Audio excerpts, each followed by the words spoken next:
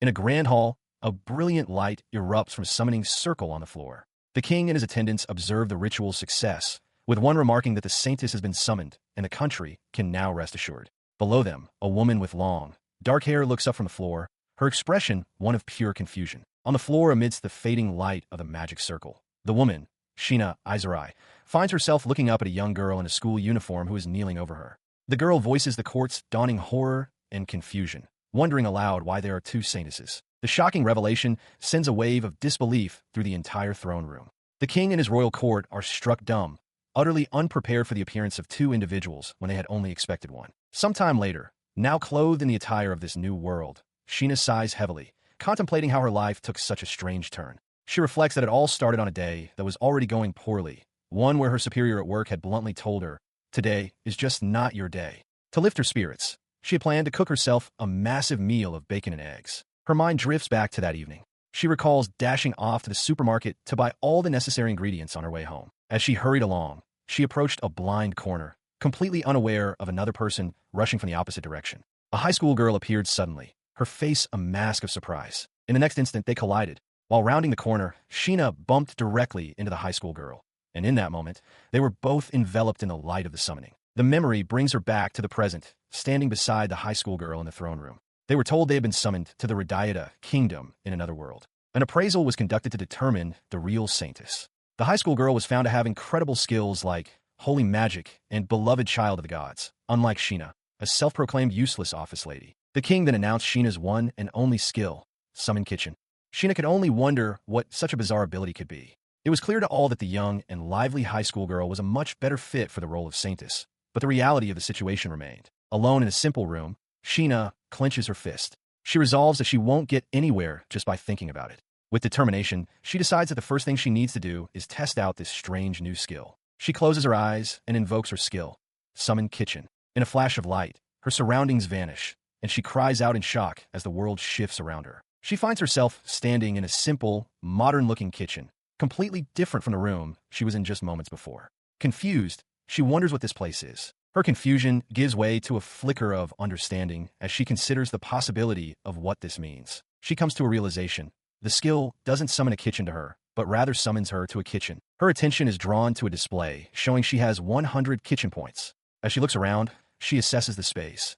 It has a nostalgic but barren feel, equipped only with a basic single-burner stove. She discovers a high-tech touch panel, realizing she can exchange her points for items or to enhance the equipment. The menu shows categories for equipment, cookware, seasonings, and food. She is impressed to see that even a restaurant-grade gas burner is available, though she notes its high price. She envisions the possibilities. With enough points, this basic setup could become a magnificent, top-of-the-line kitchen. A wave of excitement washes over her as she realizes the immense potential of her skill, and she feels a pang of regret for ever thinking it was shabby. Resolved to test the system, she decides to make her first purchase. Pondering what to cook, her finger hovers over the menu as she browses the available seasonings, salt, pepper, and sugar. She remembers the simple, unsatisfying breakfast of hard bread and soup she was given earlier.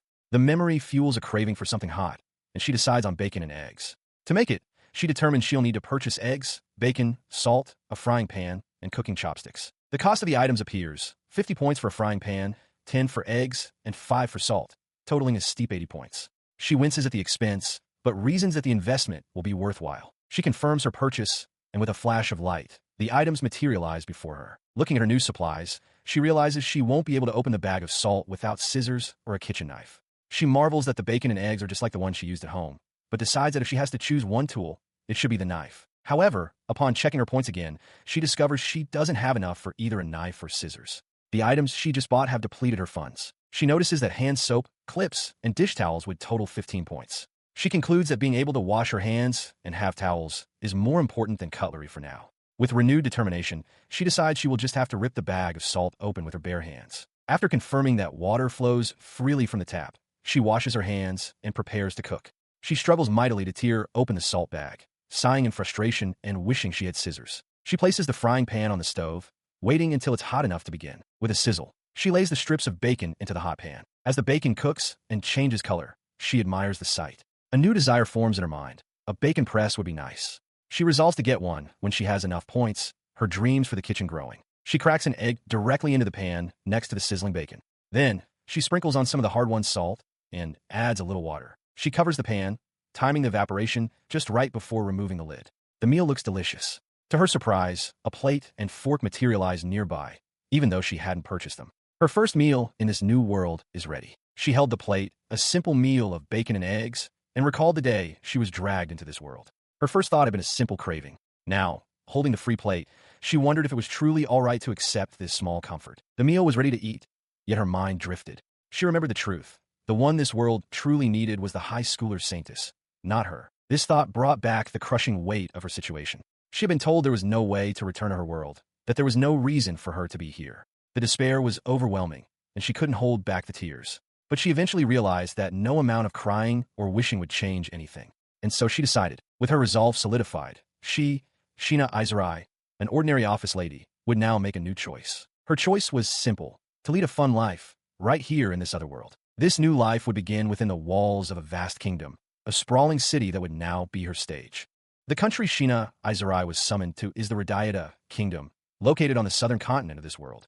It is a land blessed with a mild climate and rich soil, known for its flourishing economy and trade, earning it the name the Flower Kingdom. But even a blessed country has its problems. A forest to the north has a tendency to accumulate a bizarre form of magic, which in turn produces powerful and dangerous magical beasts. The only way to fight these creatures that threaten the people's peace is a barrier, one created by the saintess summoned from another world. It is understood that the mission of this summoned saintess is to protect the peace of the country and its people. The holy barrier she creates will push back the magical beasts and contain them within the forest. Contemplating this, Sheena feels a sense of uselessness. As a mere tag-along, who was dragged into this world alongside the saintess, it seems there is very little she can do. Suddenly, she is back in her assigned room, where a man calls out to her in surprise. He asks where she has been all this time. Sheena, holding a plate of food, explains that she was experimenting with her skill and, before they continue, asks if she can eat first, as her meal is getting cold. The bacon and eggs are delicious and hit the spot. After she finishes her meal, the plate she used vanishes right out of her hands. She realizes with delight that this must mean she doesn't have to wash any dishes. Having finished, she apologizes to the man for keeping him waiting. He says they can now get down to business. This is Volume 6 Her San, a knight assigned to be her escort. Privately, Sheena has nicknamed him Handsome Polar Bear because of his large build and serious expression. He then asks about her skill. Sheena explains it seems to be an extra-dimensional kitchen or something similar. Volume 6 is clearly confused, though he maintains his composure. He admits that while it's hard to believe, he did witness her vanish from the room, which is why he entered, assuming it was an emergency. He continues, stating he was surprised when she suddenly reappeared. He concludes that if her disappearance was due to her skill, he can understand the gist of it, calling it a curious ability. Hearing this, Sheena asks a question of her own. Are there any other skills like hers? In response to her question, he confirmed that, as expected, there are no known techniques in this world that allow for teleportation. At least, none that he has ever heard of. He continued, noting that her skill seems to operate outside the very bounds of this world. Hearing this, Sheena sat down, realizing she had gotten so excited about making her dream kitchen that she never considered how extraordinary the ability to warp was in the first place. Given its unique nature, he sternly advised her to keep the skill a secret. Sheena fell silent, contemplating his serious warning. He then elaborated that everyone in this world has a skill, an important capability that can range from common abilities to extremely valuable ones. Among all these abilities, he emphasized that the skills possessed by the saintess are considered particularly special. He explained that the current saintess, the high school girl, is endowed with 3 phenomenal skills: holy magic, beloved child of the gods, and good fortune. By comparison, he acknowledged that Sheena's summon kitchen is also considered rare, though different in nature. Sheena recalled her own appraisal with a wry smile, admitting that even she was confused by it. She remembered the appraiser looking quite distraught, and noted that, according to all records, she is the only person to have ever had this skill. Her gaze hardened slightly as she remembered the conclusion. Despite its rarity, her skill was not seen as particularly useful after it was identified. She thought to herself that this was precisely why she hadn't considered keeping it a secret. But as Volume 6 began to speak again, his tone suggested he held a very different opinion. Looking at his intense, unwavering expression, a single thought solidified in her mind. This man was completely serious. She listened as Volume 6 Her San elaborated on his recommendation for secrecy. He explained that since no other transportation skill exists, keeping hers confidential would prevent her from becoming entangled in the country's political problems. He also mused that her ability surely had more hidden uses than just cooking. He drew a parallel to how she was initially abandoned in a corner room of the castle, predicting that if her skill were ever deemed useful and valuable, the very people who ignored her would suddenly change their attitude completely. His words struck a chord. Her hands tightened on her dress as she realized she had only been focused on customizing her kitchen, never considering that everyone else would find the teleportation aspect of her skill far more significant. He continued his warning, stating that while the choice to disclose the true nature of her skill was hers, the moment she did, the country would undoubtedly try to exploit her for its own ambitions. She looked at him, taken aback by the gravity of his counsel. He clarified that it was not his place to dictate which path would or would not lead to her happiness. The statement resonated with her. She understood that he intended to respect her wishes, whatever they may be. Overwhelmed with gratitude for his consideration, she turned to him and offered a simple, heartfelt thank you for everything. Having reached an understanding, she formally agreed to his advice. She would not reveal the details of her skill and would be careful when using it. In return, Volume 6 promised to harbor her secret and stand guard whenever she used her ability, just as he had done before, to ensure no one noticed her absence. A small, relieved laugh escaped her. A bright, genuine smile spread across her face. The arrangement, she admitted, truly put her mind at ease. In response, he took a single, deliberate step back, concluding their discussion. He stood before her, a silent sentinel. Sheena's gaze remained fixed on him, her expression thoughtful after their recent agreement. Then, in a gesture of profound formality, he knelt before her on one knee. Sheena, seated, looked down at the knight, taken aback by the sudden, solemn act. He began to speak, formally addressing her as Miss ISEKAI'D. He offered a sincere apology on behalf of his country for getting her caught up in their affairs. As a knight in service to the nation, he acknowledged it was not his place to say such things, but he felt he must. He looked up, his gaze earnest, and confessed that he had been worried about her this entire time. Sheena quickly told him there was no need to accept his apology, but Volume 6 clarified that his intention was not to cause her unnecessary anguish. He simply felt he had to explain himself. He continued, detailing the source of his concern. He recounted how, after she was summoned, she had stayed cooped up in her room, barely touching her meals. He had seen her looking out the window with a dark expression and had wondered how he could help, figuring she must feel hopeless in this unknown world. In the end, he lamented, he felt he couldn't do anything. As he spoke of his helplessness, Sheena cut him off. That's not true at all, she insisted, correcting his belief that he had been useless. She lowered her head, confessing her own struggle. When she first arrived in this world, she simply couldn't accept the reality that confronted her. Every time she looked out the window, she was met with unfamiliar sights that only deepened her disappointment.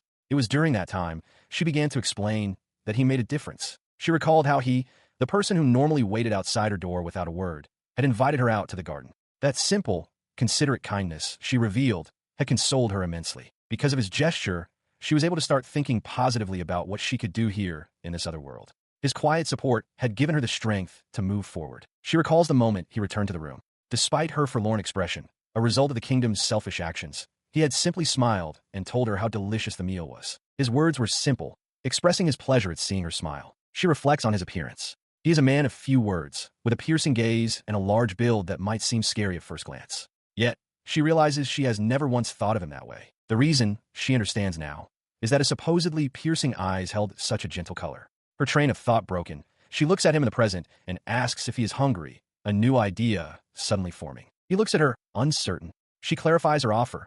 If he's up for it, she would like to make him something to eat using her skill. It's nothing grand, she explains, but a way to show a small amount of gratitude. Without hesitation, he agrees.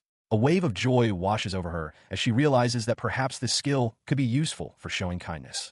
Inside her room, Sheena ISEKAI'D activates her summon kitchen skill. She is surprised to find the cooking area perfectly clean, despite not having tidied up before.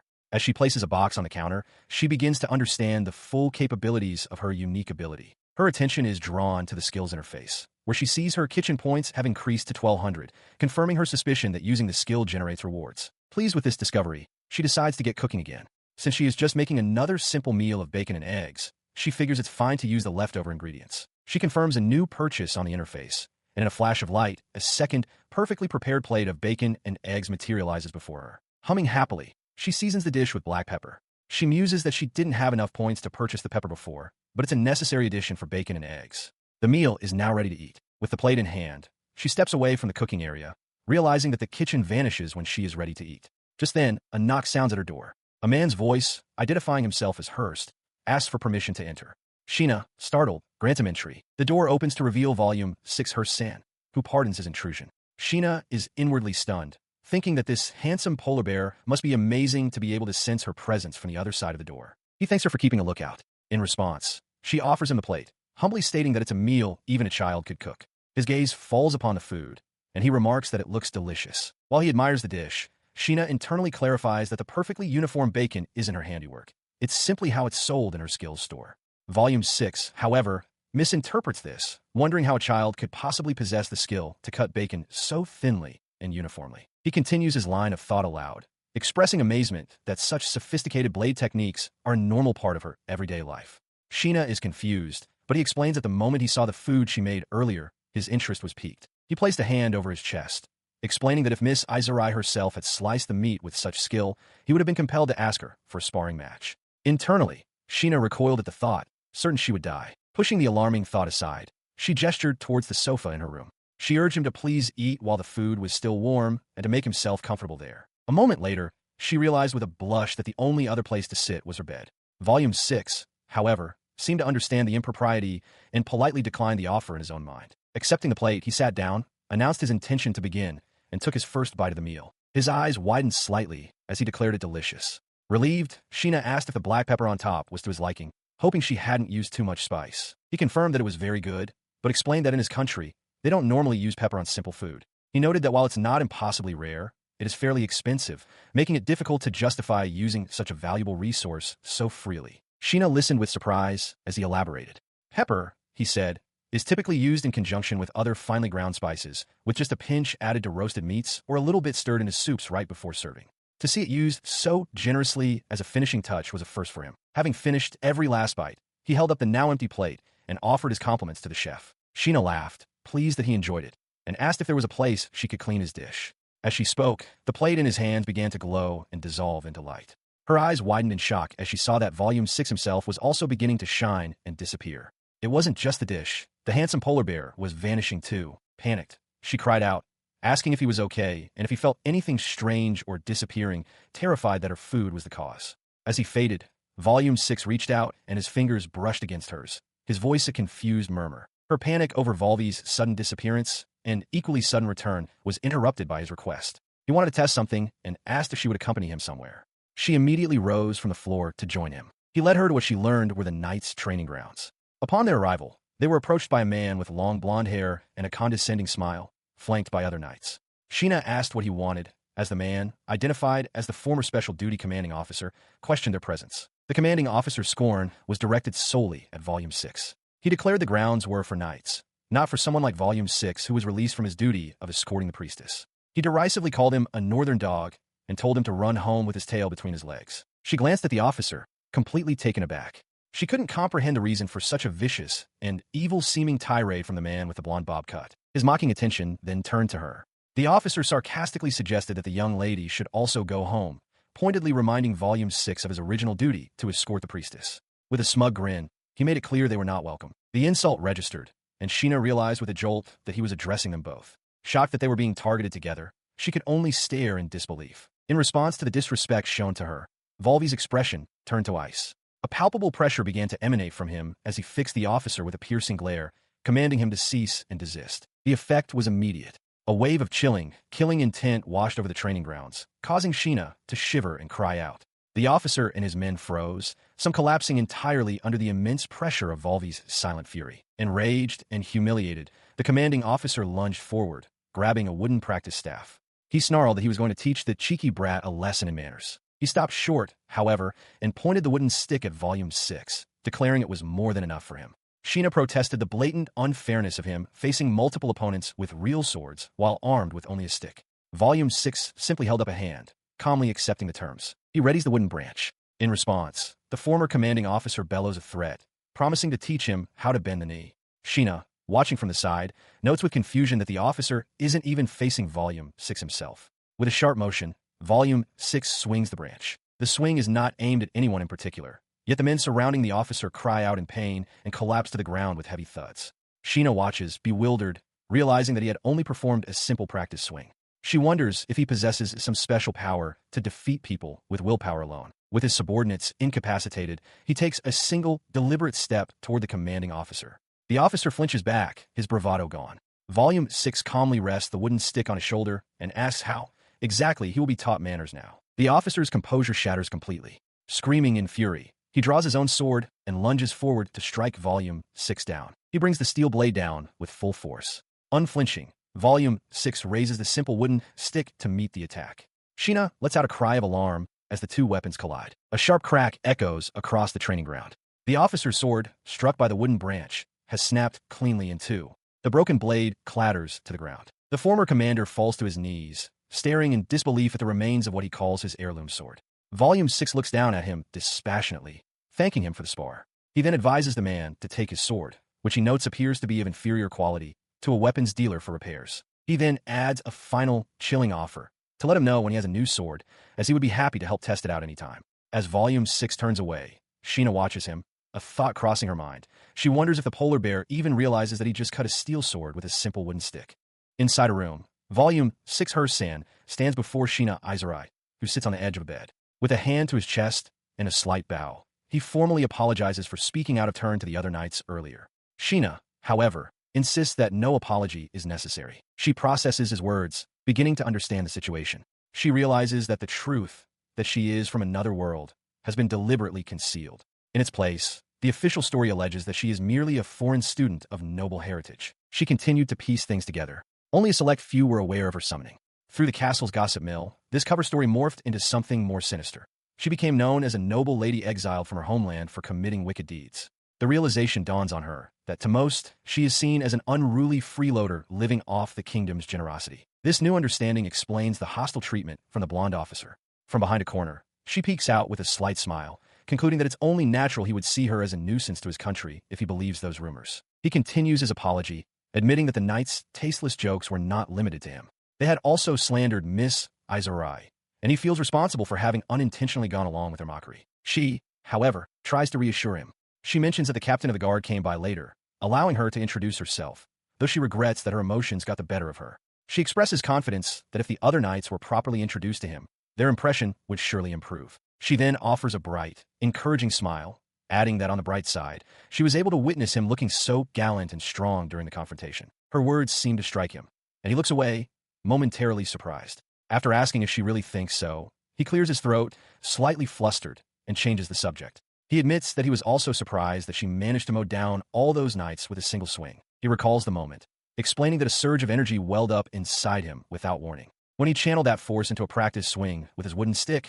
the resulting impact was immense, shocking the knights as it cut through their armor. The revelation strikes Sheena. Volume 6 clarifies that cutting metal with a wooden stick is far beyond his normal abilities. Ordinarily, a swing like that would only subdue a single opponent. He looks at her seriously and concludes that Miss ISEKAI'D's cooking must possess some kind of mysterious power. She swallows hard, her eyes wide with disbelief as she processes his earlier words. That is, she asks, her voice barely a whisper. Volume 6 meets her gaze, his expression unwavering. He continues his explanation, stating plainly that when one eats her food, they become stronger. The revelation hangs in the air between them, leaving her utterly stunned. This, he clarifies, is the reason for his newfound power.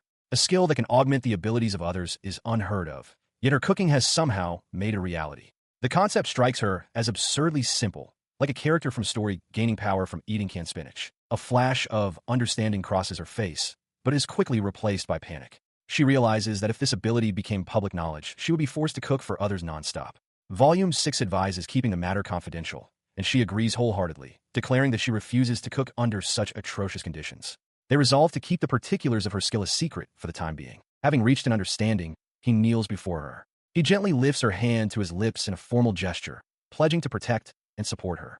The act leaves her flustered and blushing. She is completely taken aback by his chivalry. He is so knightly. She thinks a freaking handsome polar bear, whose smile alone is enough to stop someone in their tracks. The interaction jogs her memory. She recalls the man with the blonde bob cut mentioning that Volume 6 had come from the north and was originally part of the priestess's entourage. He confirms her memory, explaining that he was once part of the knight corps stationed at the northern forest of magical beasts. He elaborates that the priestess periodically imbues a magical device at the royal palace with her power, and this act is what sustains the barrier around the forest. His former duty, along with his corps, was to keep the numbers of these magical beasts at a manageable level. However, over time, the barrier containing them has weakened, as its last magical recharge occurred 2 decades prior. He continues, explaining that because the Northern Knights faced beasts rather than humans, they were held in disdain by other military units. He was later appointed as the captain of the priestess's security detail, but upon hearing that another person had been summoned alongside her, he felt compelled to protect that person instead and resigned from his post. Sheena listens,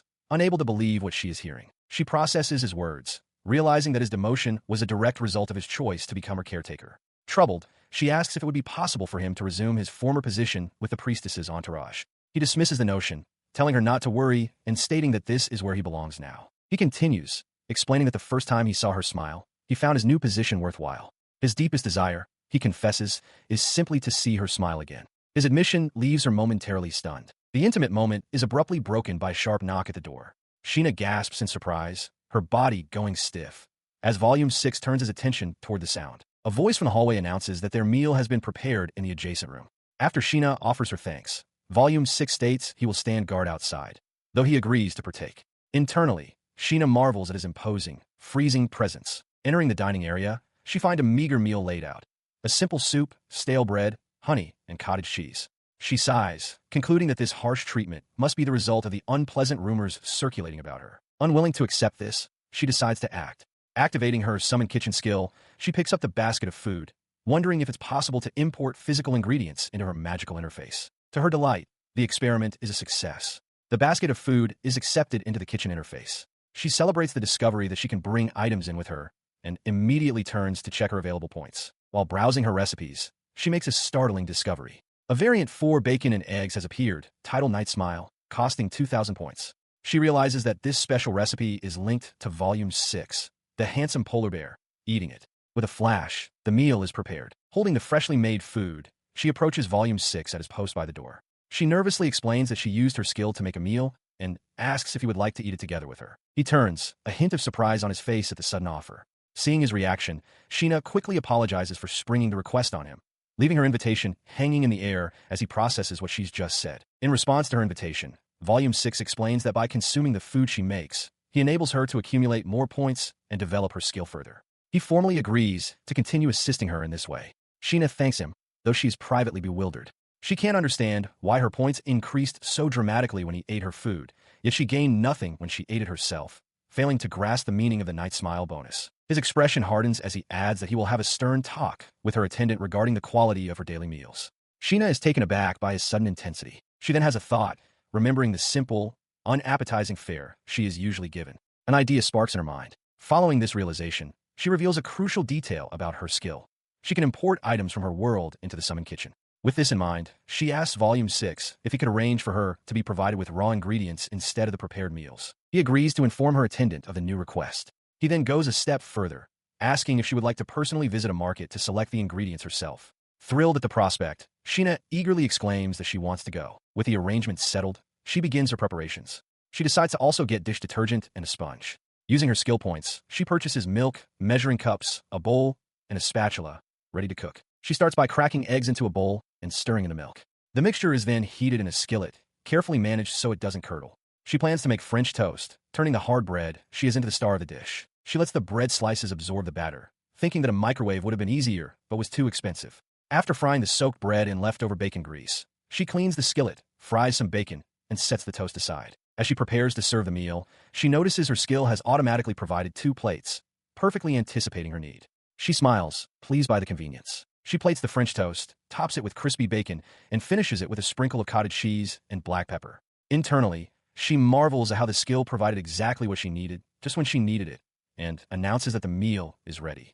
At a small table, Sheena, ISEKAI'D, and Volume 6 Hearst agree to begin their meal. She lifts a forkful of food to his mouth, and he leans forward to accept the bite. He declares it delicious. Seeing his approval, a bright, joyful expression spreads across her face as she exclaims how tasty it is. Her delight reminds her of something else. She presents a jar, identifying it as honey and noting that it pairs perfectly with the dish. She recalls that when she previously brought honey and cottage cheese into the kitchen, the items were not discarded, but simply left for her. With that, she drizzles the honey over the cottage cheese.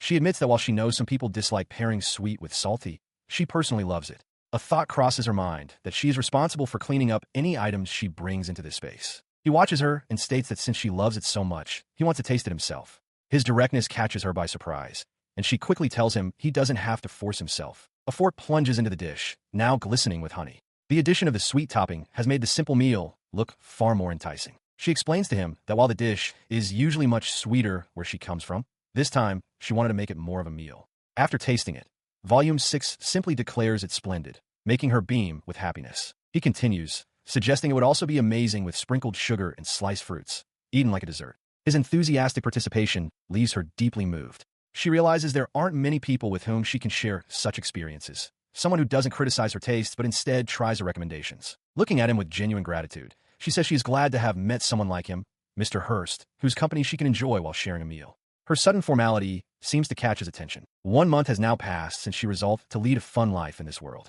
On a beautiful day, Sheena stretches her arms out of a large window, taking in the pleasant weather. She noted that her only escort, Mr. Hurst, had the day off and decided that perhaps she should take a stroll. This small freedom was the result of a hard-won battle of wills. She recalled urging Mr. Hurst, who eagerly escorted her all day, to adopt a reasonable 9-to-5 schedule with 2 days off a week. It was a discussion she was determined not to lose. Her persistence paid off. As she stepped out, she celebrated her internal victory, having finally convinced him to take a couple of days off. Her peaceful walk was interrupted by a sharp hey.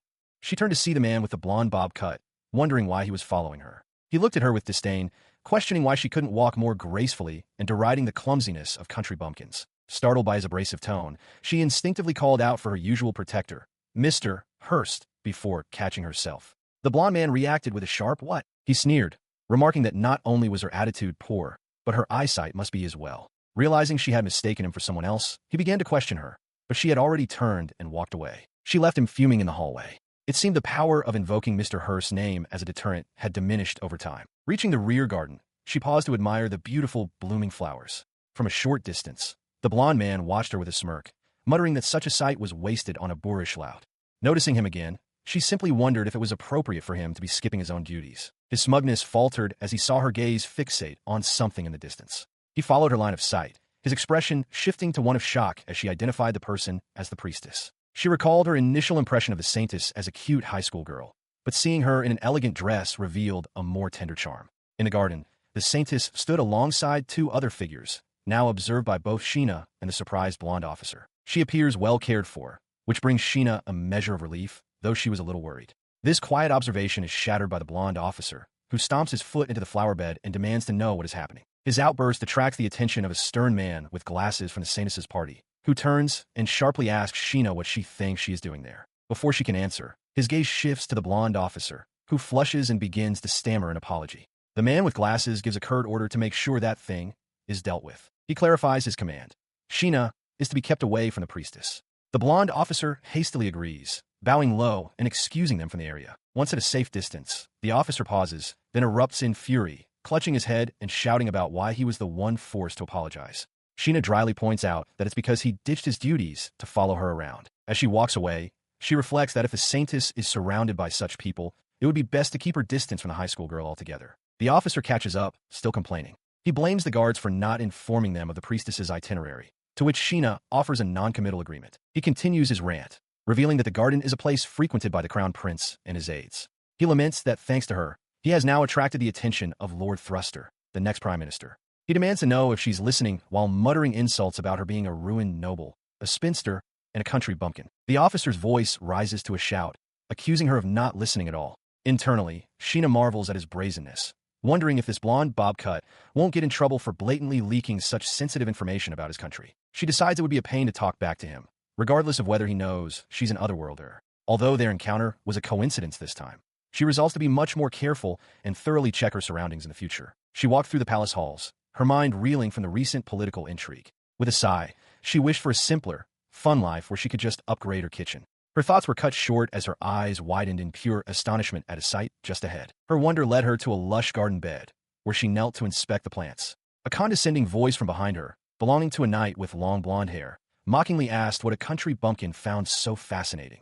Ignoring him, Sheena examined the foliage, identifying mint, chamomile, and even sage, wondering aloud if the weeds were edible. Upon closer inspection, she also found basil, rosemary, and thyme. Her heart swelled with joy. To her, this wasn't just a garden.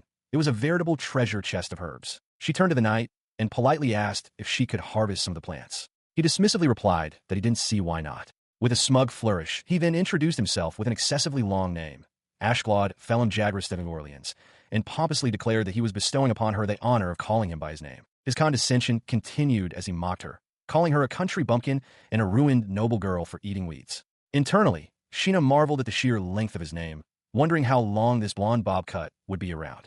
Her focus, however, quickly returned to the garden as she spotted perilla and parsley among the herbs. As Ashglad continued to taunt her, Sheena's attention was suddenly drawn to an approaching figure. Recognizing him, she quietly murmured, "Mr. Hurst." In a flash, Volume 6 Hurst was behind the pompous knight, his sword drawn. With a swift slice, he cut off a lock of Ashclaud's hair, causing the man to shriek in terror. Volume 6 coldly reminded him of his advice to be respectful, then menacingly offered to give him a proper haircut, or to cut something else. With the threat made clear, Volume 6 ordered Ashclaud back to his duties. He then turned to Sheena, assuring her that she could call on him anytime. The terrified knight stammered his compliance and fled, mentally dubbing Volume 6 the asymmetrical blonde knight as he made his hasty retreat. Once the disruptive knight was gone, Volume 6 knelt before Sheena, formally apologizing for the traumatic experience she had just endured. She gently reassured him, insisting that she didn't mind in the slightest. She maintained her composed demeanor, but inwardly, she had to admit something. While being called a ruined, noble girl didn't bother her at all, she found that being called a spinster had stung just a little bit. She gives Volume 6 a cheerful thumbs up, expressing her relief that despite some earlier trouble, everything worked out fine in the end. He looks on, slightly perplexed by her enthusiastic gesture. Their conversation then shifts to the topic of attire. Sheena explains that the clothes prepared for her have a distinct village girl style, unlike the pure white, princess-like dress the priestess wears. Volume 6 takes the opportunity to ask about the peculiar clothing she wore when she was first summoned. Sheena admits her current outfit is quite cute and, more importantly, easy to move in. He points out that the priestess's original sailor uniform was also an outfit not typically seen in this world, a fact to which Sheena quietly agrees. This line of thought prompts Volume 6 to ask if she no longer wears clothes like the one she arrived in. An image of her former business casual attire comes to mind as she confirms that was indeed what she wore. The very idea, however, sends a jolt of horror through her. She recoils, internally panicking at the thought of wearing something like that at her age, even wondering if he was suggesting she do something worthy of arrest. Her extreme reaction leaves Volume 6 completely bewildered. Her thoughts then drift to her unique skill, Summon Kitchen. She reflects on its incredible convenience. It provides plates as needed and requires no cleanup afterward. She muses a dream kitchen. Realizing her outburst may have been confusing, she quickly tries to explain herself to Volume 6. Flustered, she clarifies that when she called her skill an ideal partner, she meant it in the sense of its dependable and overflowing hospitality. She gets swept up in her adoration for the skill, her face flushing as she declares that it understands her better than anyone. She feels so strongly, she exclaims, that she wants to be married to it for the rest of her life. Her fervent, heartfelt declaration about a kitchen skill leaves Volume 6 utterly stunned and speechless.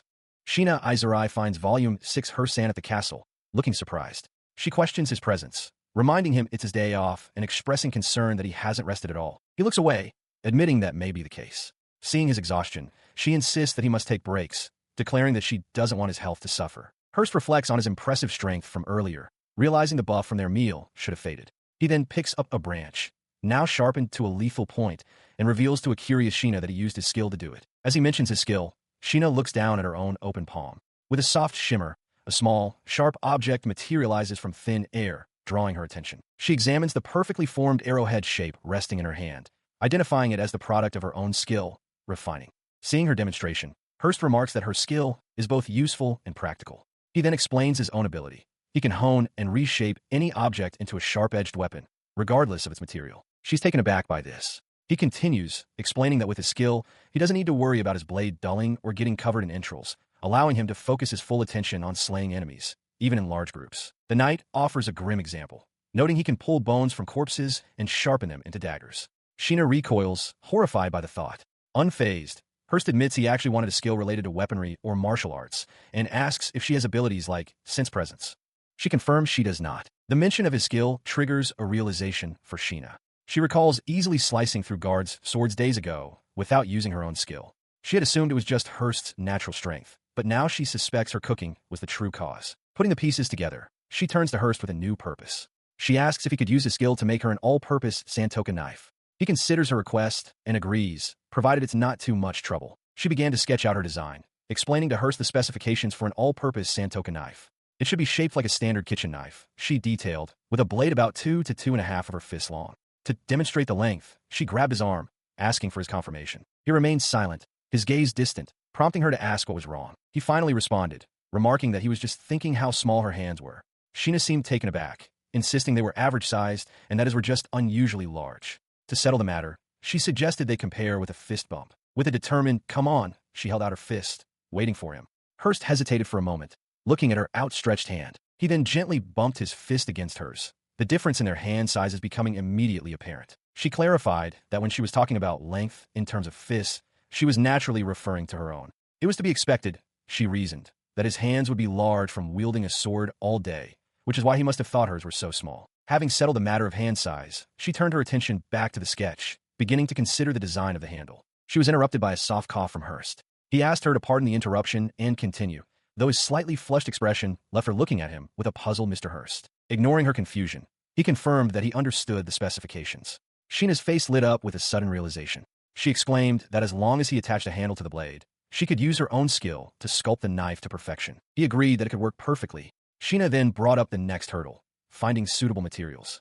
Hurst's shoulders slumped as he admitted that since he was broke, he couldn't get his hands on any metal. However, he then looked up, adding that he might know something else that could work. He explains that the alternative material he had in mind is something he once broke in half, now hidden away and used at the night court station.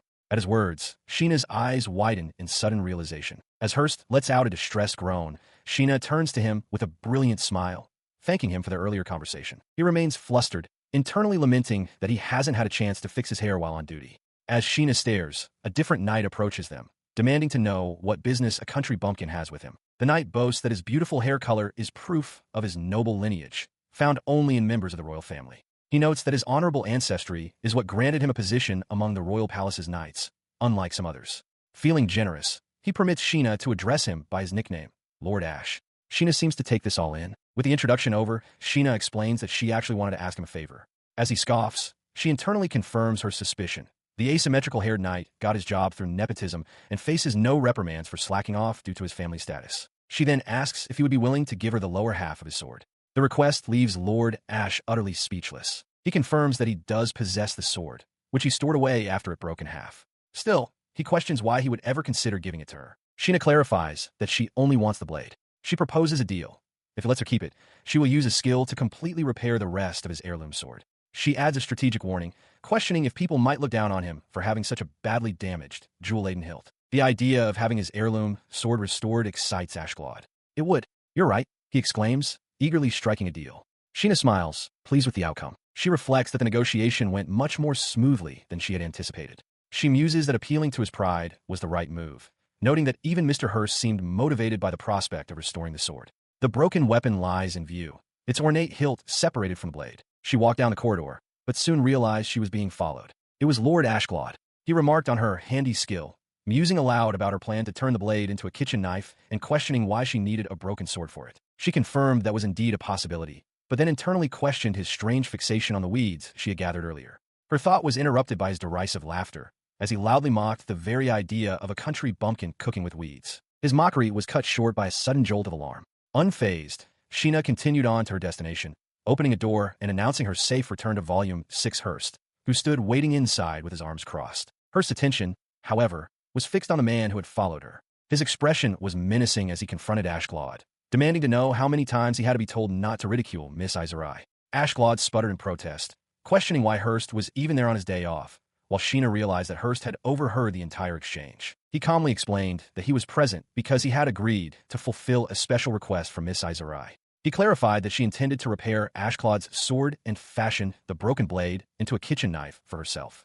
The revelation struck Ashglad, who finally connected Sheena to the handy skill he had just been mocking. He turned towards Sheena, utterly aghast, demanding to know why he hadn't been told about this arrangement. She replied simply that it was because she hadn't informed him. Ignoring his outburst, she calmly unwrapped the pieces of his sword, confirming that the broken blade was his to do with as he pleased. With the components laid out, she formally asked for his permission to proceed. With his unspoken consent, she declared her intention to begin. Placing her hand over the ornate hilt, a brilliant light emanated from it, bathing the room in its glow. Volume 6 Hurst watched, stunned into silence, as Sheena herself looked on in awe. The light subsided, revealing the sword's components, now perfectly restored and gleaming as if brand new.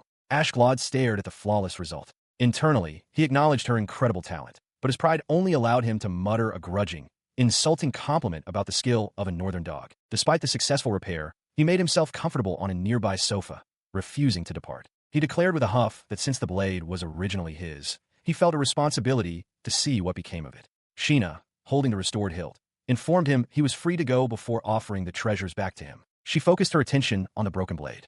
Ashglad, holding the metal piece out to her, gave a curt instruction to begin work on the kitchen knife. As her skill activated, A brilliant light enveloped the steel. The light subsided to reveal a perfectly formed Santoka knife. Volume 6 Hurst expressed his amazement, praising her for creating such a flawless blade from just his explanation, which he modestly claimed was easy to understand. Sheena offered the finished knife for him to examine, and upon taking it, he let out a cry of admiration. For Sheena, a profound sense of ownership washed over her. This was her very own kitchen knife. She held the knife close, a radiant smile spreading across her face. While Ashglad and Volume 6 watched, she reflected on her new reality. All the food and tableware she summoned would eventually vanish, but this knife was the first truly personal possession she had acquired since arriving in this world. Something permanent, something just for her. Overwhelmed with gratitude, she thanked them both, feeling an unparalleled sense of happiness.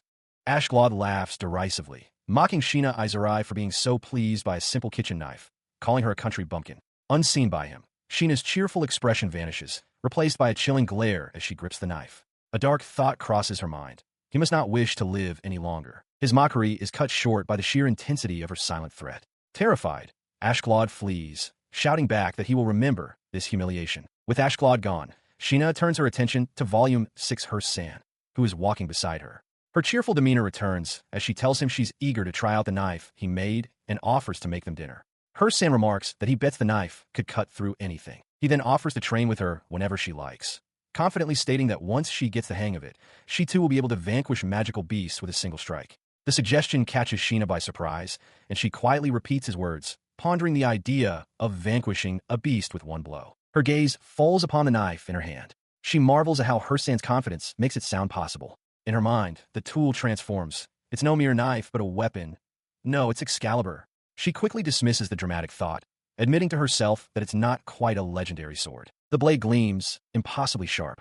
She reflects that although she doesn't believe Hurst San is truly capable of forging a holy sword, the quality of this knife is undeniable. Ready to put it to the test, Sheena stands before a kitchen counter.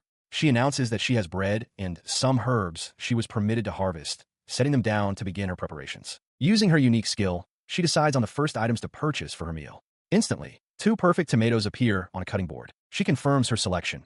A cutting board and a tomato, the standard ingredients to test her new knife. A brief moment of panic strikes her as she raises the blade, silently pleading that its legendary sharpness won't slice straight through the board and the counter beneath. She brings the knife down, and it glides through the tomato, dicing it into perfect cubes with almost no effort. She looks on, amazed. It is just as one would expect from a kitchen knife made by Hurst San. The clean, straight cuts are truly remarkable. She realizes that the herb she harvested from the garden was basil, the perfect companion to add to the tomatoes. As she begins chopping, she delights in how smoothly the high-quality kitchen knife cuts. The pleasant task leads her to think about preparing a nice lunch for a picnic, a simple joy she hasn't experienced since arriving in this world and being confined to the castle. In her imagination, she pictures serving the food to Hurst San, who would declare it delicious as they enjoyed a wonderful time together outdoors. However, the painstaking, repetitive motion of finely chopping the basil begins to wear on her, causing what she wryly calls low-level auditory hallucinations.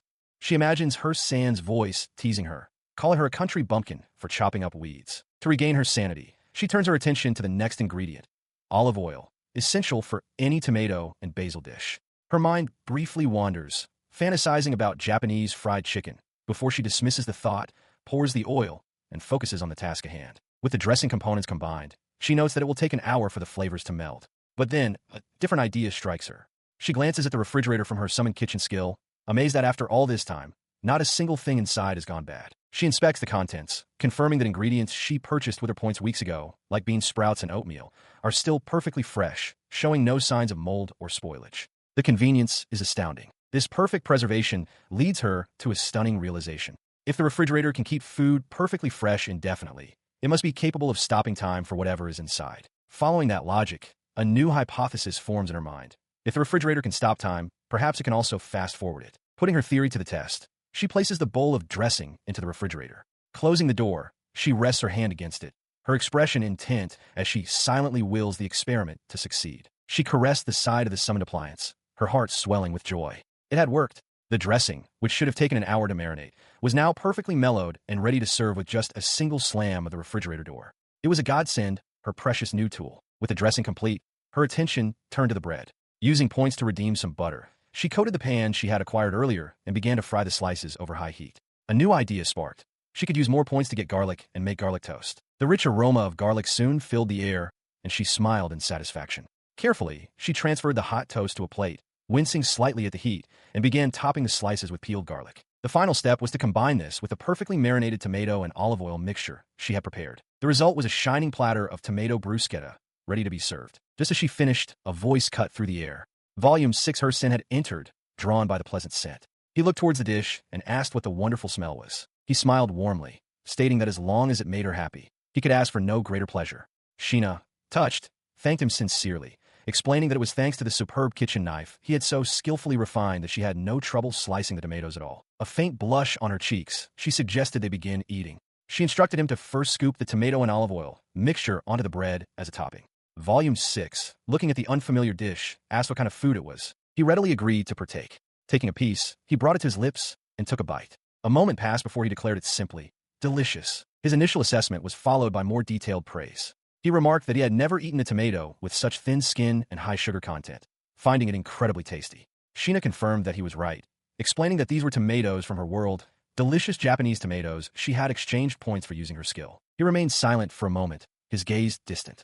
Noticing his contemplative state, Sheena Isekai softly called out his name. She then asked him what was on his mind, adding that there was something she also wished to discuss with him. In response, Volume 6 explained that the recent incident in the rear garden had worried him. While she was cooking, he had contacted his superior to investigate the matter, particularly concerning the man who was accompanying the priestess. He revealed a startling fact. It seems the priestess is unable to utilize her skills. Though the appraiser wept upon seeing the amazing abilities she possessed, they are meaningless if she cannot use them. Sheena, surprised, wondered aloud if that was why the man with the priestess had seemed so on edge. Considering this, Sheena concluded that it made sense. Her own presence was an anomaly, so it was logical that the court would want to keep them apart to prevent any unnecessary distress for the priestess. Volume 6 added that he believed they were also using her mysterious skill as an excuse to neglect her. Internally, Sheena agreed, though she hadn't encountered any problems using her skill. She resigned herself to the idea that it was best for everyone if she did not interact with the priestess. His expression turning serious, he then offered a new, shocking hypothesis. After listening to the reports, he had come to think that perhaps she, Miss Isekai, could also be a priestess. Sheena's eyes widened in utter disbelief. She immediately and vehemently denied the possibility, exclaiming that they already have a very cute priestess and that there was no way someone as ordinary as herself could possibly be one. Volume 6 pressed on, explaining the source of his concern. He warned that there are those in the castle who would use the summon for their own ends. Should they discover the full potential of her skill, they might decide she is the real priestess and alter their plans accordingly. As she listened, a realization settled over her. Her sin had been consistent from the very beginning, always by her side, guarding her, worrying for her well-being. She saw it clearly in his blue eyes, which wavered with genuine concern. She reflects on her situation, acknowledging that as an adult, she must stand on her own. Still, the kindness Volume 6 Her Sin shows her brings her great happiness. Turning to him with a bright smile, she thanks him for always worrying about her, calling him wonderful. In response to her gratitude, he makes a solemn promise. He tells Miss Isekai that if a day ever comes when she is forced to do something against her will, they should leave this place together. His serious proposition leaves her stunned and wide-eyed. She processes his words, thinking that she should refuse. After all, he is a knight of this kingdom, and she couldn't possibly impose on his kindness to such an extent. But before she can speak, he smiles warmly and adds that with her cooking, he would be unstoppable. Her hesitation melts away. With renewed joy, she asks him to come with her and teach her everything there is to enjoy in this world. He looks down at her and firmly agrees, swearing to protect her no matter what. As he speaks, he reaches down and gently takes her hand. The romantic gesture is immediately undercut by her own panicked thought. She was just cooking with garlic, and her hands must smell. She begins to protest, trying to pull away. He pays her protest no mind. Lifting her hand to his lips, he calls them alluring and, with a gentle kiss to her knuckles, formally pledges his life to her. The sudden, intense declaration leaves her quivering and utterly speechless, her face flushing in shock.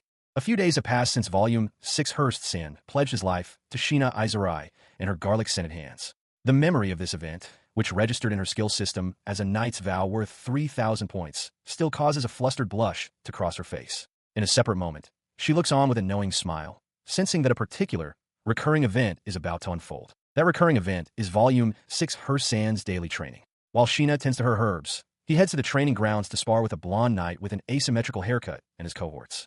She reflects that ever since he made his vow, Hurst has worked himself to the bone, refusing any time off, much like a corporate drone from her old world. His sparring takes an unusual form, as his blade flashes not against steel, but through the hair of the three knights, who can only cry out in shock and dismay. He stands over them, mission accomplished, having once again acted as the barber polar bear. The three knights, now dubbed the 3K brothers, are left with fresh, if unwilling, new hairstyles. The memory of this bizarre daily ritual is so mortifying for Sheena that she physically cringes, writhing on the floor as if struck by a critical blow. Despite her embarrassment, she feels for the hard-working knight. Deciding to make him some refreshments, she covertly enters the kitchen. She notes the 3,000 points she received for a knight's vow and plans a recipe. She has herbs from the garden, but will need to use her points to summon European pears, oranges, lemons, and a saucepan. With a determined clap of her hands, she sets about her task. Her summon kitchen skill provides her with glass jars, which she promptly begins to sterilize in the saucepan of boiling water. She then carefully transfers the sliced fruits and herbs into one of the sterilized jars, adding a dash of salt and honey to the mix after brining the fruit. After pouring in water and sealing the jar with a decisive slam, the fatigue-healing detox water is complete. Admiring how enchanting the colorful jar looks, she decides she should perform a quick taste test. As she takes a sip, her expression brightens. The drink is a success. She marvels at how good it is, with a strong citrus flavor that reminds her of a refreshing sports drink from her world. She walks through the ornate palace hallway, giddy with excitement. The detox water she prepared is finally ready, contained within a shining glass jar she carries with care. As she arrives at a door, she holds up the jar, filled with hope that Hurst-san will like her creation. Her thoughts are interrupted by a faint sound from within, causing her pause. Pushing the door open, she is shocked to find a young boy collapsed on the floor. He is dressed in a fine uniform, but is clearly in distress. She marvels at how beautiful he is, even as she rushes to his side, asking if he's okay or needs help. He weakly pleads with her not to call anyone. He explains that his condition is incurable and that if anyone finds out, he will no longer be allowed to come to this place. With tears in his eyes, he begs her to keep it a secret. Seeing his desperation, Sheena agrees to stay with him and urges him to rest. The boy whispers his thanks. As Sheena gently places a hand on his forehead to check his condition, she confirms her suspicion. He is burning with a fever. He murmurs that her cool hand feels nice against his skin. An idea strikes Sheena. She offers him the chilled detox water she was carrying for Hurst, suggesting it might help him feel better. He accepts her offer and takes a sip from the jar. As he drinks, a dark, murky aura begins to pour out of him. Sheena recoils in absolute shock. She had hoped the drink would provide a gentle boost, but instead, the boy appears to be oozing pure darkness. Her initial horror gives way to a startling realization. The murkiness isn't a negative reaction. It's the sickness itself, a palpable darkness being visibly purged from his body. The boy exclaims that his body feels incredibly light. The dark aura is completely replaced by a sparkling light as Sheena realizes the drink is detoxing him with super effective results. He looks down, a thoughtful expression on his face, wondering about the nature of this sudden, miraculous recovery. His eyes, now clear and bright, sparkle as he gazes at Sheena. He asks if she's a priestess, wondering if the drink she gave him was holy water. Sheena quickly denies both, insisting it was just regular water and that she is an ordinary person. He rises to his feet, declaring that he understands, which only confuses Sheena more. Before she can question him, he gently takes both of her hands in his, causing her to let out a startled cry. To her complete shock, he then sits down directly on her lap. With a blissful expression, he proclaims that she must be a messenger from God, sent to bless him with her pure and holy water. Sheena internally despairs, realizing he has completely misunderstood the situation. He leans in closer, asking if she can feel his heart beating and confessing that something strange has come over him since they met. Taking her hand, he looks at her earnestly and asks the nice lady to please fall in love with him. Sheena flinches away, utterly aghast. The proposition is too much. Her composure shatters completely, and she lets out a desperate, piercing shriek for Hurst. In response to her cry, the door bursts open with a heavy thud. Volume 6 Hurst stands in the doorway, demanding to know what is going on. Sheena, meanwhile, feels a sense of imminent crisis. As Hurst takes in the scene, Sheena raises her hands in surrender, the boy still on her lap. She frantically insists she won't make any excuses and tells Hurst to just report her as a suspicious person, effectively turning herself in. He ignores her panicked pleas, his gaze fixed on the boy. He sternly addresses him as Riley and orders him to get off of Miss Iserai. Riley looks up, surprised to see Mr. Vol, while Sheena is left confused, realizing the two know each other. With the situation somewhat diffused, Hurst announces that he will escort Miss Iserai back to her room and that Riley can accompany them. Riley's face lights up as he asks if they are really going to the nice lady's room. Hurst confirms that they are. Riley is overjoyed, musing aloud that he has never been in a woman's room before and that this nice lady will be his first. The innocent yet deeply misleading statement makes Sheena groan in mortification. Inside her room, Sheena is formally introduced to the young boy by Hurst. He presents him as Riley Grand Surge and states that Sheena is the woman he is now guarding. The boy, Riley, smiles warmly, and insists she could just call him Riley. With the introductions made, Hearst turns to a flustered Sheena and asks her to explain the situation. She recounts the events, confirming Riley's story. After he drank the liquid she provided, the chronic pain in his chest and his fever both disappeared. Hearst listens, taking in the information. Hearst summarizes his understanding of the events. Sheena found Riley collapsed, gave him a drink, and some dark substance was expelled from him. Riley cheerfully interjects that his skill is fire magic. The mood turns serious as Hearst explains that Riley has been frail since birth, his condition worsened by his own unruly skill. Despite wearing magic items to seal his power, he has reached his limit and is constantly a hair's breadth from death. Hearing this grim assessment, Sheena voices a sudden concern. She questions if her food, by strengthening Riley, would inadvertently make his skill even more powerful and thus harder to control. Hearst, however, stands firm, stating that he does not believe that to be the case. His gaze is steady as he considers the implications of Sheena's cooking and Riley's strange ability. He then begins to explain his theory. He states that seeing Riley's improvement has revealed something new about Miss ISEKAI'D's very strange ability. When one eats her food, they get stronger. His words hang in the air, causing both Sheena and Riley to stare in shock. Hearst then adds a crucial distinction. Not only does her food make one stronger, it also makes one healthier. As the revelation sinks in, Hearst admits he had suspected her cooking could relieve fatigue and heal injuries, but he was never able to confirm it. Riley cheerfully agrees that Mr. Vol has always been strong. Sheena, meanwhile, understands that Hearst has just uncovered a new facet of her skill. Her food makes people healthy in more ways than one. Hearst continues his explanation, using a metaphor. He likens Riley's body to a small, cracked glass. The boy's own skill was the content, which exceeded the glass's capacity, causing it to overflow and leak. He believes Sheena's cooking has not only repaired these cracks, but also enlarged the glass itself. He concludes his analysis with a final, significant suspicion. The healing effect is not temporary. Rather, Riley's body will now permanently maintain the healthy state of homeostasis that it was always meant to have. As Sheena processed the explanation, the distinction became clear.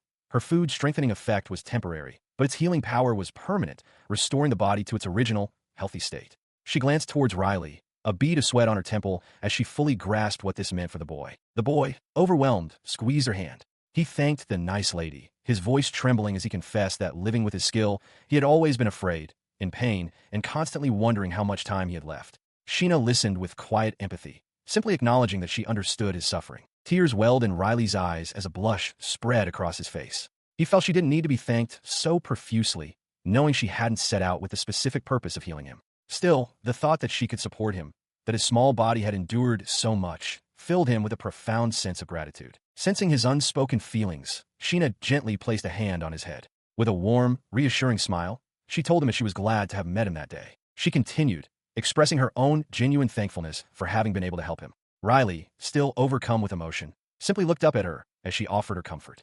A door slams open as Lord Thruster bursts into the room, his expression frantic. Where's my Riley?" he shouts. His sudden entrance startles Sheena ISEKAI'D, who sits on a sofa beside the very boy he seeks, Riley. As he continues his panicked cries, Sheena recognizes the boy as the one she met in the garden. Lord Thruster's eyes finally land on him, and his face contorts with rage as he screams, "My adorable bunny rabbit is." His fury pivots towards Sheena, whom he bellows at, pointing accusingly. "You evildoer," he roars. As he glares, Sheena internally processes the scene, realizing the man's name must be Thruster. She is struck with a sense of profound absurdity. She had heard the term evildoer used before, but had never witnessed someone say it while looking so perfectly the part.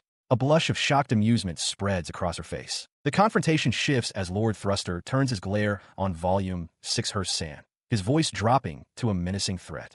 He asks if Volume 6 would prefer he reveal something that would have him sent back to his post in the north, reminding the knight just who helped him attain his current position. In response, a palpable, menacing aura erupts from Volume 6. To Sheena's horror, however, the knight's intense gaze is not directed at Thruster, but squarely at her, causing her to break out in a cold sweat. She flinches, completely bewildered. This intense hostility isn't what she would consider getting along. But beside her, Riley simply giggles. He explains that they're always joking around like this whenever they meet, and that it's good to see they still get along, even as adults. His lightheartedness fades as he turns to Sheena, sincerely apologizing for what his brother said to her. As he speaks, Sheena puts the pieces together, realizing the frantic man must be Riley's brother, though she internally notes that aside from their hair and eye color, they look nothing alike. Suddenly, Thruster dashes past Volume 6, calling out, "Brother!" He rushes toward Riley, warning him to get away from Sheena before the evildoer's stench can get on him. He grabs the startled Riley by the shoulders. Get on your knees and beg the nice lady for forgiveness. Thruster commands, his face a mask of fury. Apologize, he bellows, leaving the young boy utterly bewildered. He moved with startling speed, dropping into a deep, formal bow before Sheena. With his head lowered, Riley offered his humblest apologies, expressing regret if his very existence had caused her any harm. The abrupt shift from his usual bright demeanor to this self-deprecating posture was jarring for Sheena, who found the sight of the pretty, smiling boy acting so wretchedly unpleasant. As he remained bowed, his older brother, Lord Thruster, spoke up. He remarked that it was fortunate Riley hadn't discovered Sheena's abilities before. Now that he was present, however, Thruster vowed he would not allow his brother to take advantage of her.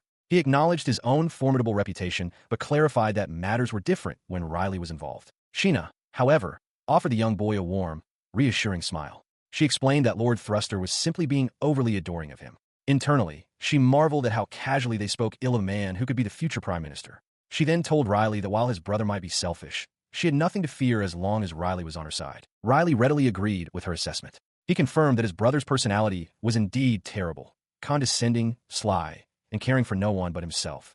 He did, however, concede that Thruster's intelligence was a positive trait. He then lowered his voice, addressing both Sheena and Volume 6, stating he had something important to discuss that must not leave the room. The conversation between the brothers grew tense. Riley insisted to Thruster that he only wanted to protect the nice lady, not use her. Thruster countered that many people would try to exploit her abilities, and that he himself would gladly utilize them for Riley's sake. Riley cut him off, affirming that he understood the situation. Watching them, Sheena privately thought that Volvy's presence had somehow managed to save Riley from his brother's overbearing nature. At this, Volume 6 interjected with a startling hypothesis. He voiced his suspicion that Sheena's very summoning to this world was caused by Riley's own powerful desire to be healed. The weight of this possibility struck Riley. His expression filled with resolve as he reached out and firmly grasped Sheena's hands. He declared that if Volvy's theory was true, then he was entirely at her disposal. With shining eyes, he pledged to give her his everything and to help her in any way he could. His brother's jealous gaze burned from the side, fists clenched as Riley held Sheena's hands. Riley then asked Sheena to think of him as her little brother. He explained that since Volume 6 also treated him like a younger sibling, he was effectively everyone's little brother. This, he reasoned, meant that holding hands or hugging her wouldn't be strange at all. Building on this new familial bond, Riley asked if he could call her Sheena. After a moment's consideration, she agreed with a smile. Riley's face lit up with joy. At that instant, a notification from her summon kitchen skill appeared, awarding her 2,000 points for the pretty boys first, prompting an internal sigh from Sheena at her skill's peculiar logic. In the aftermath, Lord Thruster's scheming and influence yielded significant results. He successfully arranged for Riley to come and live within the royal castle. Using that same authority, he also acted as an intermediary on Sheena's behalf, finally securing her permission to leave the castle grounds and visit the local market. She returns from her herb harvesting, basket in hand, to find the knights engaged in rigorous training.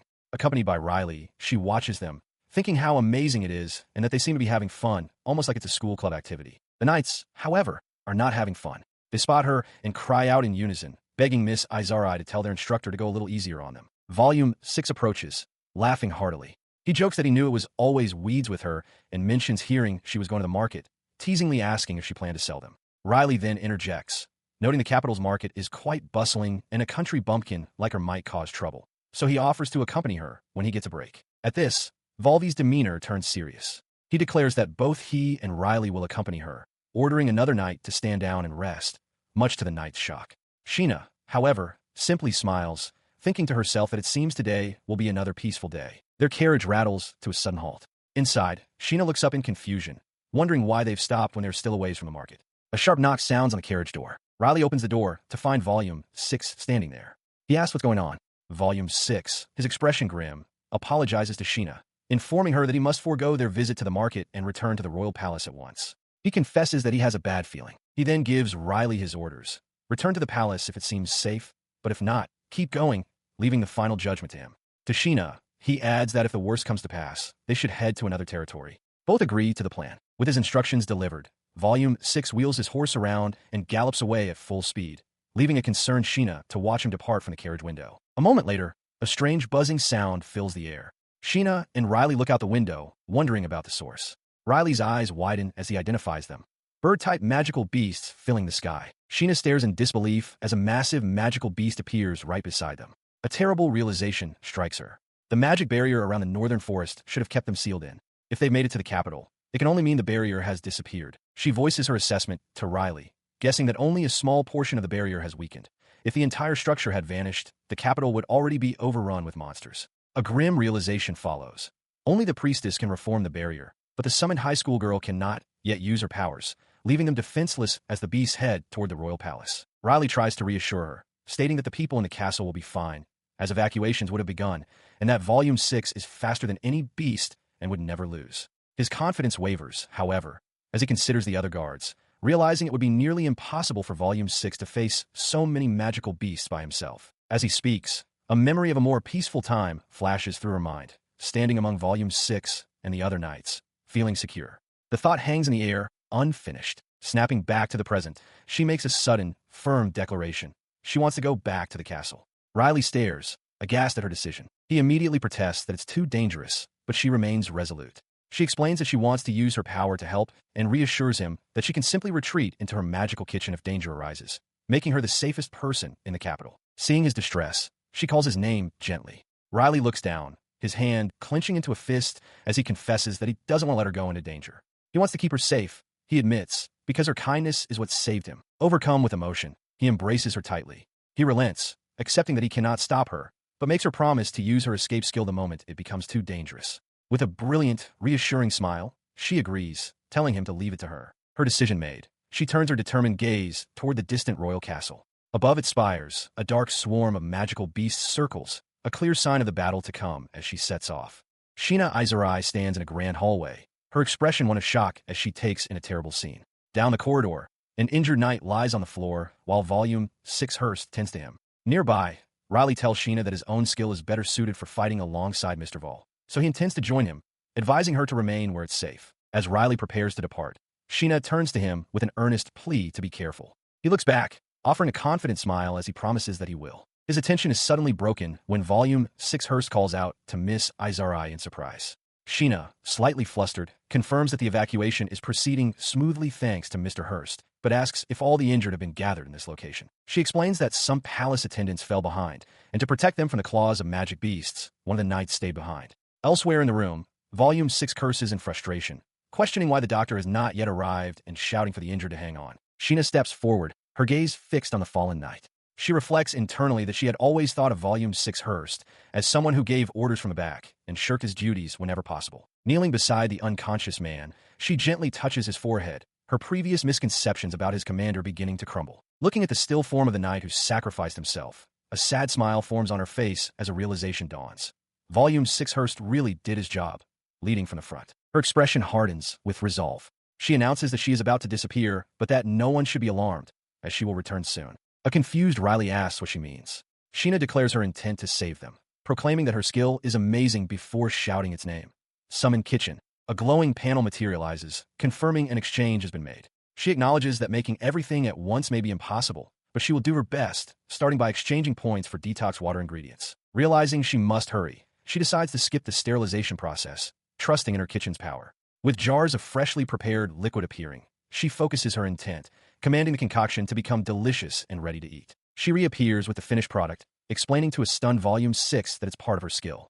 He shouts in disbelief, questioning how she materialized out of nowhere. He stares at the large jar of liquid she has prepared, asking what it is. Sheena instructs him to start handing it out to the most critically wounded patients while she works on making more. Still kneeling beside her, Volume 6 remains baffled, asking when she could have possibly made it. In response, she offers a bright, confident smile, promising that drinking it will restore their health. Volume 6 can only stare back, utterly bewildered. Her attention then shifts to a pale, unconscious knight.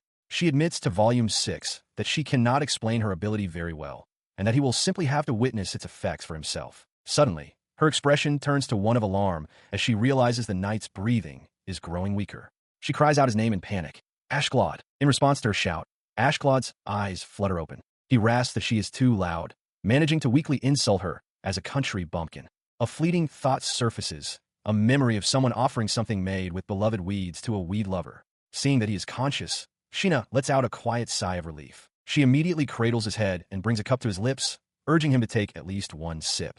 She tells him to bear with it, even if it hurts, but he resists with a muffled groan. Ignoring his struggles, Sheena forces the liquid down his throat. After a tense moment, Ashglod jolts upright, his eyes wide with fury. He shouts at her for being rough with an injured person, yelling that this is exactly why she is just a country bumpkin. He sits up, patting his own torso in confusion. The knight realizes his wounds are completely gone, and more surprisingly, the pain has vanished as well.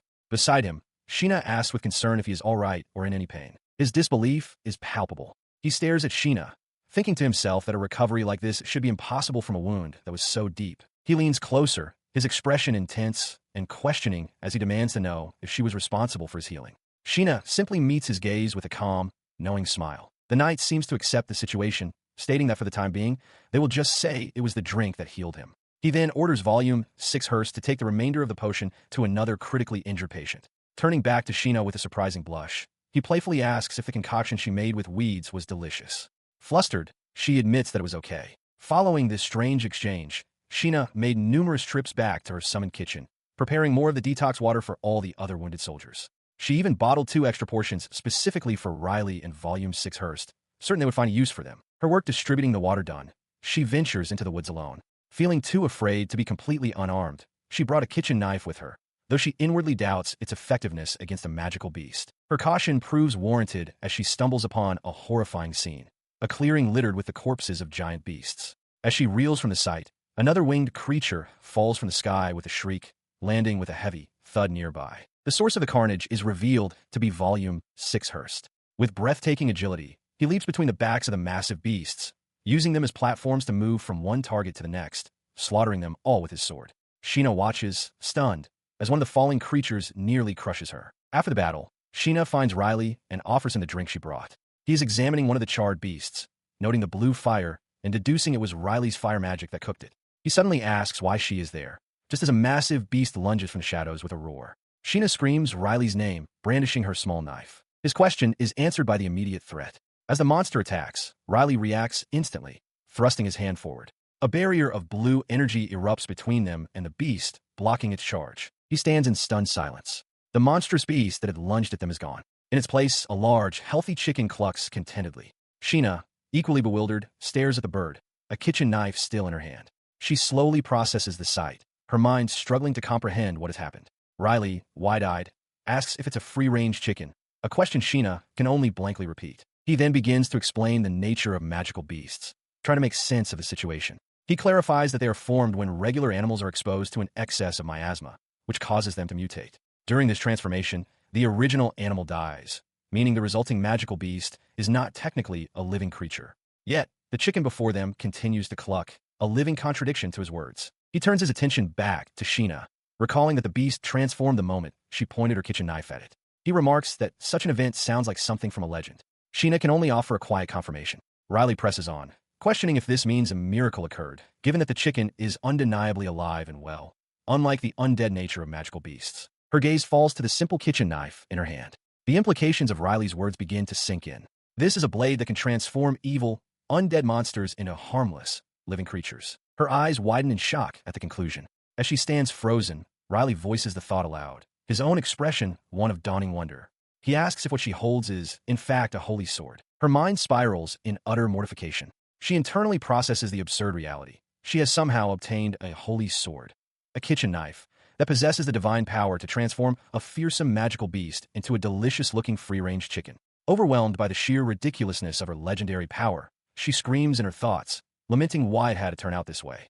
The recent battle concluded with a strange twist. Sheena Isekai, using what she called a holy sword but was in fact a kitchen knife, had transformed a massive magical beast into a free-range chicken, much to her own panic surprise. Meanwhile, after drinking the detox water Sheena had provided, Volume 6 Hearst and Riley felt a surge of power, seeming to sparkle as vitality returned to them. With their newfound power, they regrouped with the other guards and easily exterminated the rest of the magical beasts. From a distance, Sheena watched them, impressed. It was later revealed that there had been no breach in the barrier. Instead, the magical beast had escaped through a small tear, a known issue that occurred from time to time, resulting in more free-range chickens. That night, looking out her window at the moonlit castle grounds, Sheena came to a somber realization. She had used her skill in front of so many people, and with its worth revealed, she didn't think she could keep it a secret any longer. She reflected on her time here, admitting to herself that she had truly enjoyed herself up until now. Her thoughts turned to the pleasant meals with Hearst and Riley, and the friendships she'd begun to form with the guards. She guessed that all might end now, but steeled her resolve, certain she would be fine and find a way to enjoy herself no matter what happened. The next morning, as she opened her door, Riley and Hurst were there to greet her. Riley cheerfully wished her a good morning and, taking her arm, urged her to go to the training grounds with them, just like they always do. Their usual routine was interrupted. A group of 4 knights, including ISEKAI'D, stood formally lined up, blocking their path. ISEKAI'D addressed her directly, stating they had something to tell her. He revealed that they had been informed of her situation and now knew she was summoned from another world. With a serious expression, he deeply apologized for their past rude treatment, admitting it was not the attitude to take with someone ripped from their own world for the kingdom's benefit.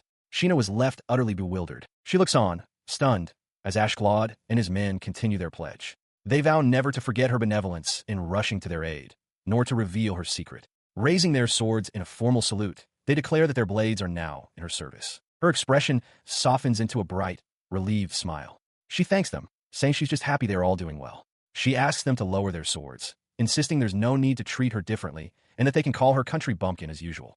ISEKAI'D loudly objects, proclaiming that as a knight, he cannot do that. Sheena internally remarks that his shouting is so different, he almost sounds like a proper knight, and that it's perfect. He is left flustered and stammering, barely able to get out the first syllable of her name. She responds with a cheerful, "Of course, Ash-san." The casual, friendly address catches ISEKAI'D completely by surprise. Blushing and crossing his arms, he demands to know how he is supposed to call her by her full name, Sheena Iserai, after that. As the moment with ISEKAI'D passes, Volume 6 Hurst steps forward. He tells Sheena he is relieved, as this means he can continue to stay with her and Riley. He then announces his intention to return to his duties in the north. The sudden declaration catches Sheena by surprise. Volume 6 explains that he originally came to the capital as a representative of the Northern Night Squadron. His mission was to be the priestess's escort, teaching her about magical beasts. But when 2 women were unexpectedly summoned, the original plan changed. While the priestess received courteous hospitality, the other summoned person did not. He continues, revealing the court's original disposition for her. She was to be given no special treatment, but would be kept close at hand in case she turned out to be useful. He confesses that after hearing about this callous plan, he wanted there to be someone she could depend on, even if it was only himself. He therefore negotiated with Lord Thruster to become her escort instead. He concludes by telling her that despite her circumstances, she remained positive and smiled brightly. Seeing this, he was not only relieved, but also felt a deep desire to protect that smile. He continues his explanation, his expression softening as he admits that her courageous spirit is the very reason he can be the man he is now. He confesses that during their time together, he felt he was the one being protected and having fun. He elaborates that to prevent another dangerous incident, it would be best for him to fight on the front lines to vanquish threats swiftly. He assures her that with his skills, he is more than capable of defeating magical beasts with ease. Sheena listens, internally acknowledging that Volume 6 is indeed strong. She realizes that when he wields his sword, he protects not just her, but everyone. With this understanding, she resolves that the best she can do is see him off and wish him good luck on his return to the north. She then asks him if he will still honor his promise, the one he made to accompany her if she ever wanted to leave this place. Her hand rests over her heart as she awaits his answer. She adds with sincerity that she, too, truly enjoyed the days they spent together. Her mind flashes to memories of him, his surprising strength, and the way he never fails to express how delicious the food is whenever they eat together. Returning to the present, her face lights up with newfound resolve. She declares her decision to live a happy life in this world, to travel to new places and do things she's never done. Looking him in the eye, she asks him to teach her everything, culminating in a single, heartfelt request: "Take me with you." With a brilliant, hopeful smile, she adds that if it's at all possible, she wants to experience all of it with him. A small smile plays on Volvi's lips. He looks down at her and replies that it would be his honor. Sheena is stunned into silence, her eyes wide with disbelief. Before she can fully process his words, he sweeps her up into his arms. Flustered, she exclaims his name and tells him to put her down, but he simply asks her to let him relish this moment. He holds her close, a gentle smile gracing his lips as he murmurs his desire to remain like this for just a bit longer. His tender moment is interrupted by an unexpected declaration. Riley, watching the scene unfold, announces that if Miss Sheena is going, then he will go as well. Still in Volvi's arms, Sheena internally panics, recognizing the overwhelming power of his killer charm. At the same time, Riley accuses Volume 6 of being misleading, adding with heartfelt emotion that Volume 6 was his first. The commotion draws more attention. ISEKAI'D and his 2 cohorts turn to stare, their faces etched with shock at the public display and Riley's outburst. Overwhelmed by the spectacle she has become the center of, Sheena's composure shatters. She stammers, face flushed and beaded with sweat, unable to articulate anything beyond a flustered syllable. Yet, in that instant of chaos, a new resolve solidifies within her. She realizes that from this day forward, wherever they go and with all these people, her new life is about to begin.